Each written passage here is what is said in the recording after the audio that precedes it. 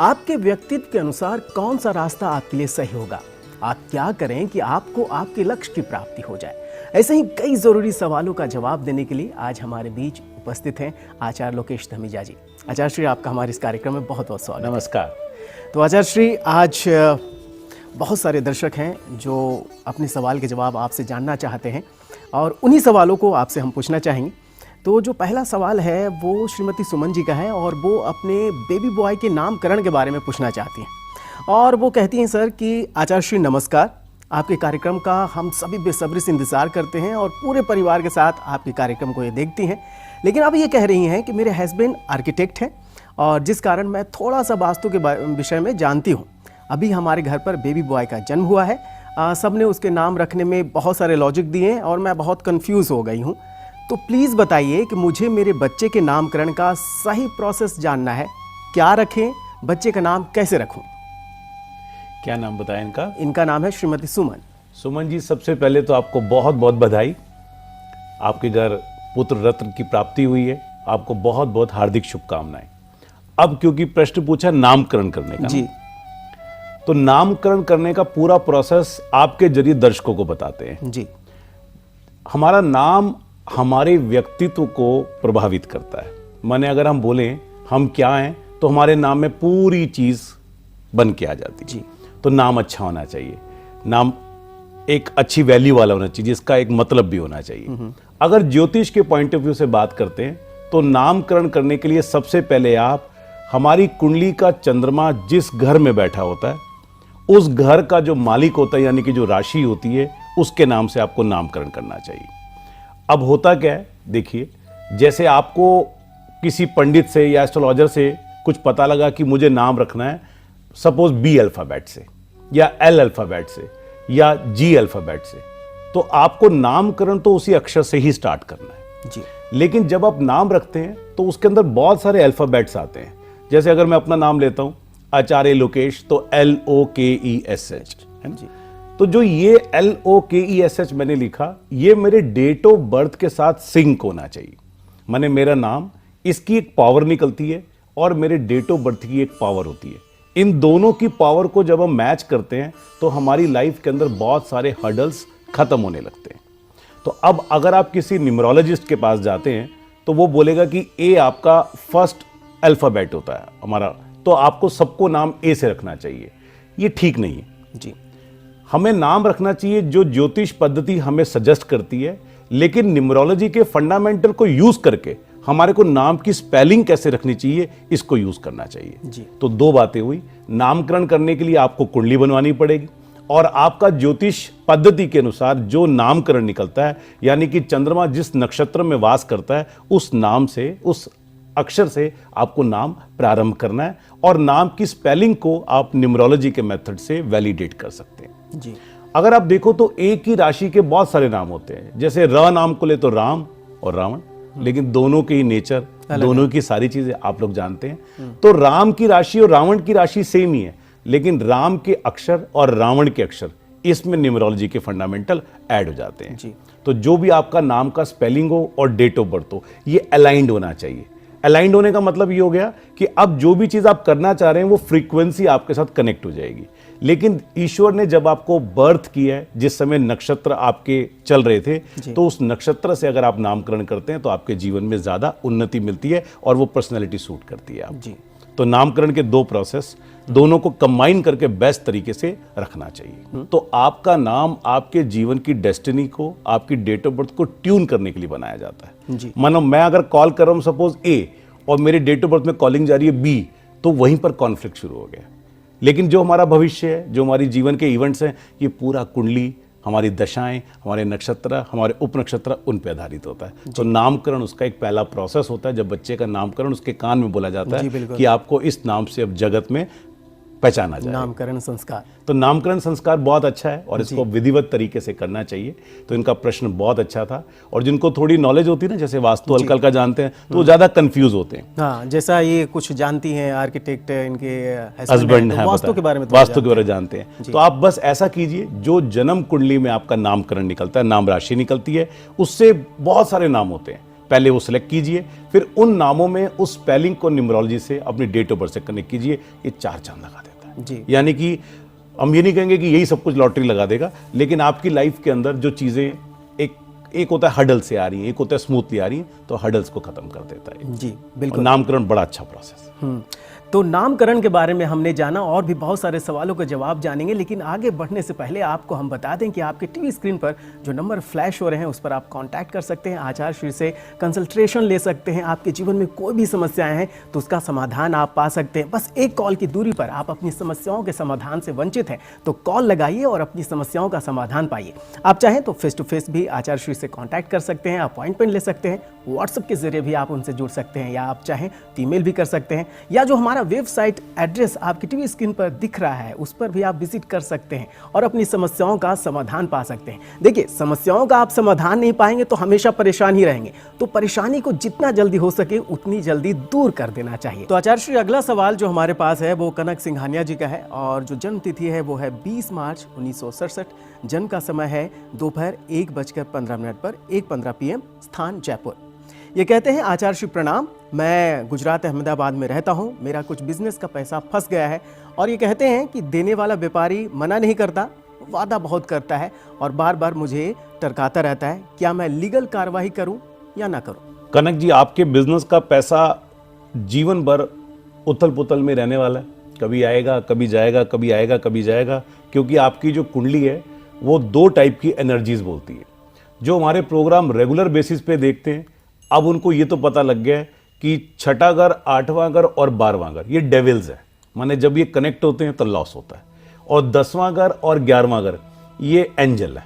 जब भी कभी हमारा इस पीरियड आता है तो हमें ग्रोथ होती है, हमें स्टेटस मिलता है, हमें गेन मिलता है, सिर्फ करियर के पॉइंट ऑफ व्यू से, प्रोफेशन के पॉइंट ऑफ व्यू से। आपकी केतु की दशा चल रही है और केतु की दशा में पूरा 6ठा घर, 8वां घर और 12वां घर कनेक्टेड है। इसका मतलब पैसा फंसना या पैसे में लॉस तो होना ही था। लेकिन घबराने की बात इसलिए नहीं है क्योंकि 10वें घर की और 11वें घर की पावर भी आपकी कुंडली में बहुत अच्छी है, तो इसका मतलब पैसा फंसा है, डूबा नहीं है अभी। जी, इन्होंने भी डूबा भी बोला ही नहीं है। हाँ। और 6ठा घर जो होता है हमारा लिटिगेशन का भी होता है। लिटिगेशन मतलब कोर्ट कचहरी, कर्जे और रोग का भी होता है। तो 6th हाउस कनेक्टेड है, 8वां घर भी कनेक्टेड है जो इंसल्ट का भी होता है, क्रॉनिकल डिजीज का भी होता है, और 12वां घर का मतलब होता है लॉसेस। तो अब लिटिगेशन का जो आपके मन में एक इच्छा आ रही है वो भी आपकी बनती, यानी कि लिटिगेशन होना चाहिए। पैसा आपका अभी फिलहाल होल्ड हो गया है। अभी केतु के अंदर केतु और केतु के अंदर चंद्रमा चल रहा है, ये 15 दिसंबर 2022 तक चलेगा। ये पीरियड बहुत ज्यादा फेवरेबल नहीं है, इसीलिए आपके मन में शायद प्रश्न आया कि मैं लिटिगेशन कर दूं। मेरी एडवाइस हो रहा है कि चंद्रमा के बाद आपका मंगल आने वाला है, ये थोड़ा अच्छा है, लेकिन उसके बाद आपका राहु क्रॉस करते बृहस्पति लगेगा। ये बहुत अच्छा पीरियड है जो 15 जनवरी 2023 से फरवरी 2023 तक रहने वाला है, मिड फरवरी तक। तो यहां तक वेट कर लेना चाहिए, क्योंकि इस पीरियड में अगर वो मना नहीं कर रहा तो शायद आपको पैसे आपके वापस कर दे, नहीं तो लिटिगेशन का आपका पूरा योग बनता ही है। अच्छी सलाह लेके, पूरे सर्कमस्टांसेस परमुटेशन देख के आप अगर कार्रवाई करना चाहें तो योग आपका बनता है, लेकिन पर्टिकुलर जनवरी और फरवरी के महीने को वेट कर लेना चाहिए। अगर जनवरी फरवरी में आपकी पेमेंट नहीं आती है तो आगे आपको लॉस होने का चांस भी बनता है। वैसे तो पूरी कुंडली का एनालिसिस एक अच्छे तरीके से करना चाहिए। शॉर्टकट कुछ उपाय आपको बता देते हैं जो आपको थोड़ा राहत दे सकते हैं। 12 अष्ट धातु के हाथी, ये कहीं से भी मिल जाएंगे, ये तुम्हारे संस्थान से भी आप मंगा सकते हैं। इसको अपने ऊपर से 7 बार उल्टा वार के जल प्रवाह कीजिए शनिवार के दिन, और मिट्टी के कुल्हड़ में देसी खांड भर के किसी भी खाली जमीन में दबा दीजिए। शिवलिंग का अभिषेक कीजिए। आपका चंद्रमा इस वर्ष अच्छा प्लेस्ड है, आपको बेनिफिट मिलेगा। तो अगला सवाल जो हमारे पास है वो साहिल गुप्ता जी का है और ये कहते हैं कि हमारी जो जन्म तिथि है वो 17 मई 1982 और जन्म का समय रात के 1:34, स्थान है मुंबई। और ये कहते हैं कि मैं एक corporate motivational and life coach consultant हूँ। ये कहते हैं मेरे पास अच्छा क्लाइंट बेस है, काम बहुत अच्छा है, लेकिन कभी भी संतुष्ट नहीं हो पाया, ज़्यादा सेविंग्स भी नहीं कर पाया। कहते हैं मैंने कुछ समय पहले अपना ऑफिस खोला और मेरा काम बिल्कुल ख़त्म जैसा हो गया है। पहले मैं इसी काम को एक इवेंट कंपनी के साथ मिलकर करता था, मुझे कमीशन मिलता था, मुझे अब क्या करना चाहिए? साहिल गुप्ता जी, आप मोटिवेशनल स्पीकर हैं और कॉर्पोरेट हैंडलिंग करते हैं। आपकी कुंडली के हिसाब से ये काम आपको सूट करता है, इसमें कोई दो राय नहीं है। आपका काम पहले अच्छा चल रहा था, ये बहुत अचंभा है, नहीं चलना चाहिए था, आपको मेजर लॉसेस होने चाहिए थे। इनफैक्ट आपके पास 10 रुपए आने चाहिए थे तो 15 रुपए आपके जाने चाहिए थे, आपकी कुंडली ये कहती है। फिर आपने बोला कि जब से मैंने अपना काम स्टार्ट किया तब से लॉस हो गया, और जब मैं कनेक्टिंग था जी एसोसिएट्स के साथ, हाँ, इवेंट तब सही चल रहा था इनका, बढ़िया चल रहा था। ये भी मैं अपने एपिसोड्स में आपको बार बार बोलता हूं। आपकी कई बार कुंडली बहुत अच्छी होती है, माने 9 ग्रह हैं, सारे ग्रह अच्छे नहीं होते, किसी के 6 ग्रह अच्छे हैं, किसी के 7 ग्रह अच्छे हैं, किसी के 5 ग्रह अच्छे हैं। जी आपकी कुंडली में केतु अच्छा है जो पैसे के मामले में बेनिफिट देगा, शुक्र भी ठीक है, सूर्य भी अच्छा है, चंद्रमा भी रिजल्ट एवरेज आपको देने वाला है, मंगल बहुत अच्छा है, राहु भी आपको एवरेज रिजल्ट देगा, थोड़ा लॉसेज करता है, बृहस्पति भी एवरेज देगा, लेकिन शनि और बुध ये दोनों आपके लिए बिल्कुल डेंजरस प्लैनेट है। माने जैसे ही जब इनका पीरियड आएगा आपको लॉस करेंगे, और दुर्भाग्यवश कह लो या आपका लक कह लो, आपका शनि का पीरियड चल रहा है और वो काफी समय से चल रहा है। लेकिन आपने जितना भी काम किया, आप सोचिए, आपने अपने नाम से नहीं किया जी, आपने क्या किया, दूसरे के नाम से काम किया, और उससे आपने कमीशन ले लिया या अपना मेहनताना ले लिया या रेम्यूनरेशन एक टाइप कर लिया, सैलरी टाइप कर लिया, तो उसका ब्रांड बनता गया, आप उसके एम्प्लॉय बन गए और आपको रिजल्ट मिलता गया। फिर आप उस पर खुश नहीं थे क्योंकि सेविंग नहीं कर पा रहे, क्योंकि आपकी कुंडली में सेविंग है ही नहीं। आपकी कुंडली में तो जितना पैसा आना है उसके बाद चले जाना है। तो आपको अपना काम जीवन में फिलहाल काफी समय के लिए करना ही नहीं। ये मेरी बिल्कुल एक सख्त एडवाइस है। आप किसी और से सेकंड ओपिनियन लेंगे तो उनका कैलकुलेशन भी ऐसा बोलेगा, बट कई बार कुछ एस्ट्रोलॉजर प्लैनेट और राशि को देख के इंडिकेट करते हैं। मैं आपको समझाने की कोशिश करता हूं। आपका शनि 8वें घर को और 12वें घर को कनेक्ट करता है। हम बार बार 8वां घर 12वां घर तो समझ ही चुके हैं ना, इतना ज्ञान तो हमें आ ही चुका है। आपका शनि का नक्षत्र बनता है चंद्रमा, जो 6ठे घर को इंडिकेट करता है, तो 6, 8, 12 तीनों बन गए। और चंद्रमा का जो उप नक्षत्र है वो 7वें घर को इंडिकेट करता है, जो अच्छा है। लेकिन ना तो आपकी कुंडली में स्टेटस है, ना ही आपकी कुंडली में गेन है, तो इसलिए आपको बेनिफिट नहीं मिला। लेकिन फिर भी आप इतने कामयाब कैसे हो गए ना, आपका नाम है जैसे आपने बताया, क्योंकि आपके बाकी 7 प्लैनेट बहुत बड़ी हैं।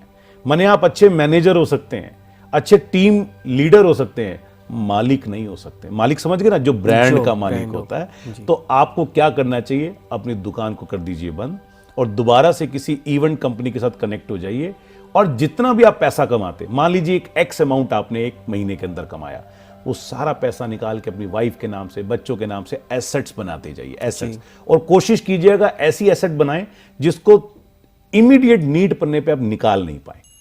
क्योंकि जब लॉस होता है ना कुंडली में, तो ईश्वर क्या करता है, अपने नक्षत्रों के थ्रू ऐसा कुछ गेम खेलता है कि अब आपको लॉस होना है।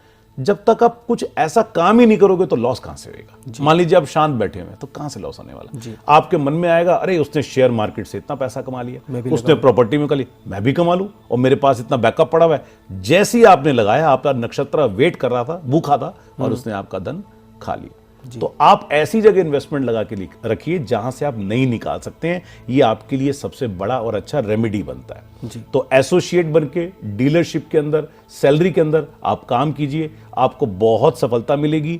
मोटिवेशनल स्पीकिंग आपकी कुंडली में बहुत अच्छी इंडिकेट करती है, इसको आप प्रयास कीजिए। जी, तो आचार्य श्री, जैसा ही इन्होंने कहा कि मोटिवेशनल लाइफ कोच रहे हैं, तो क्या वाकई में मोटिवेशन का हमारी लाइफ पे कोई असर पड़ता है? मोटिवेशनल स्पीचिंग का है, स्पीचेस का। जी, अच्छा ज्ञान, अच्छे प्रवचन, अच्छे विचार हमेशा हमारे माइंड को इंपैक्ट करते हैं। राहु और केतु 2 ऐसे प्लैनेट हैं जिन्होंने पूरी सृष्टि में आतंक फैलाया हुआ है। जी, राहु को बोलते हैं बुरे विचार, राहु को बोलते हैं इल्यूजन, और केतु को बोलते हैं रास्ता, यानी कि जो हमारे को रास्ता देता है। हमारी बॉडी के अंदर ब्रेन जो है वो एक सिग्नल थ्योरी का काम करता है, यानी कि सबसे पावरफुल है। जी, जो हम सोचेंगे वैसा काम करेंगे। अब हुआ क्या, जैसे ही आपके कान के अंदर बुरे विचार आते हैं, तो कान माने केतु, और कान को अगर आप देखो तो एक रोड बनी हुई, रास्ता बना हुआ, जो सीधा आपके दिमाग तक जाता है। तो बुरे विचार जैसे ही आए वो आपके ब्रेन तक ट्रेवल करते हैं और आप गलत काम करना स्टार्ट कर देते हैं। अगर बुरे विचारों को नहीं रोका गया तो आप क्या कर देंगे, आप प्रॉब्लम या कुछ गलत काम करेंगे, जिसको ज्योतिष भाषा में बोलते हैं सूर्य और राहु एकत्रित हो गए और ग्रहण बन गया। अब मोटिवेशनल स्टोरीज में सपोज अब्दुल कलाम जी की स्टोरी बता रहे हैं, आइंस्टाइन की स्टोरी बता रहे हैं, जो देख के प्रभावित होती है, मन में करता है कि आज ही कुछ कर डाले, है ना, आज ही कुछ कर डाले, अभी कुछ कर डाले, सब कुछ आज ही कर लेंगे। तो इसने क्या कर दिया, इग्नाइट कर दिया, यानी कि इग्निशन से आपको ऑन कर दिया। जी 100% मोटिवेशनल स्टोरी से आपके पास कुछ जीवन में तहलका मच जाएगा, पॉसिबल नहीं जी क्योंकि प्रयास करना पड़ेगा। लेकिन वो जिसके जीवन के अंदर एक कॉन्फिडेंस या स्पार्क की कमी है ना, उनके लिए बहुत अच्छा है, क्योंकि उसको एक भोजन मिलता है उसको काम करने के लिए कि मैं क्या कर सकता हूं। मैं एक अपना एग्जांपल आपको बताता हूं। स्विमिंग मुझे बहुत अच्छी लगती है जी मैं स्विमिंग कर लेता हूं। मैंने प्रॉपर तरीके से सीखी नहीं, लेकिन बहुत सारे वीडियोस देखे जो स्विमर्स है ना अच्छे अच्छे, तो आज तक मैं गंगा जी की जो हर की पौड़ी की नदी है ना, जो छोटी सी है, वो क्रॉस नहीं कर पाया। तो मोटिवेशनल कितना भी हाई हो, आपके अंदर स्पार्क डेवलप कर देगा, लेकिन मोटिवेशनल स्टोरीज के साथ साथ आपको पूरा प्रयास अपने लिए करना पड़ेगा, अदरवाइज उसका कोई बेनिफिट नहीं। जी तो देखा आपने कि मोटिवेशन ज़रूरी है, लेकिन उसके लिए आपको काम भी करना होगा, क्योंकि बिना काम किए आपको आपके लक्ष्य की प्राप्ति नहीं हो सकती। और आपके सवाल जो हैं उसका जवाब आपको आपके टीवी स्क्रीन पर जो नंबर फ्लैश हो रहे हैं उस पर मिलेगा। तो कांटेक्ट कीजिए। आप चाहें तो आचार्य श्री को व्हाट्सअप कर सकते हैं या फेस टू फेस उनसे बात कर सकते हैं, अपॉइंटमेंट ले सकते हैं, या जो वेबसाइट एड्रेस दिया गया है उस पर विजिट कीजिए, आपके सवालों का जवाब आपको मिल जाएगा। इसी प्रकार हमसे बने रहिए। आपका बहुत बहुत धन्यवाद आचार्य श्री, आप हमसे जुड़े, आपका बहुत बहुत धन्यवाद। नमस्कार।